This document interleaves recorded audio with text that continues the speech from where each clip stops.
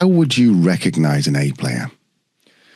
So the only way is to work with them, unfortunately. I've yet to look, you can give people assessments in interview processes. I love giving them a test and having them show me what they can do. That helps a lot. I can really see how their mind works. I can eliminate a lot of the landmines and the poor performers. I can give them a typing assessment. I can give them a job to do, to show me what they can do. 90% of the people won't even try because they don't work hard enough to actually do assessments during interview processes. You're left with the bottom 10 or the top 10. And then, you go from there. But I have a saying in hiring that 10% of the people have a job they love and you're not able to find them. But like, even if you went after them and recruited them, they have a boss that loves them and they're perfectly happy. They're in career nirvana. Then there's the bottom half of the workforce, the 10% of the bottom who's actively looking. They're actively applying for jobs. They are, unemployed maybe. They need work. Then there's that 80% in the middle. And that 80% in the middle is where you find almost all the talent. So it's through referrals, it's through hunting, it's through finding people who are doing the job that you want them to do and bringing them in. But how do you tell if they're an actual A player, an A performer? Is you start to see how their mind works. You start to ask them questions and they come to you as a business owner with a problem, or a leader. You're a leader in an organization. They come to you with a problem. You have two options. Get out of my way. I'll solve it, which is how 90% of people do it. It's the easy way in the near term.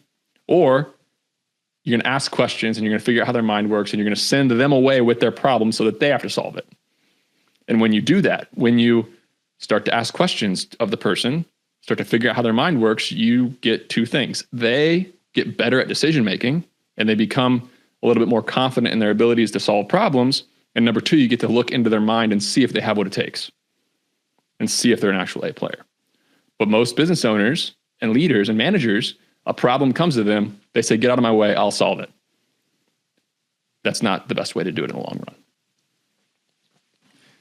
So does an A player evolve? Or is someone always they start an A player and they just stay as an A player?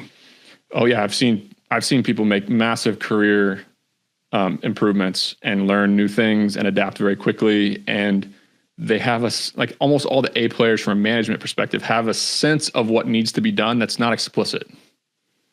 They can sense a problem. They can predict what is the lowest hanging fruit. They can just naturally think about what needs to be done. Very, very, very few people can actually do that. What about this term toxic superstar, where you end up having someone who is incredible, but they're an absolute asshole to be around? You ever come across that? Yeah, I definitely don't have any patience in my organizations for people who are manipulated. Like another sad truth in this world is that a huge chunk of our population is they get ahead by either being immoral or abusing mentally or emotionally other people. Like, that sounds bad. It sounds like, what are you talking about, Nick? No, it's true. You just better hope you're not married to one of these people or have to work for one of these people, because it will ruin your life. Because a lot of people, they get their way in this world by manipulating and playing head games and talking down to and just treating people with, irrational disrespect. And there's no place for that in an organization if you want to build a place where people want to work.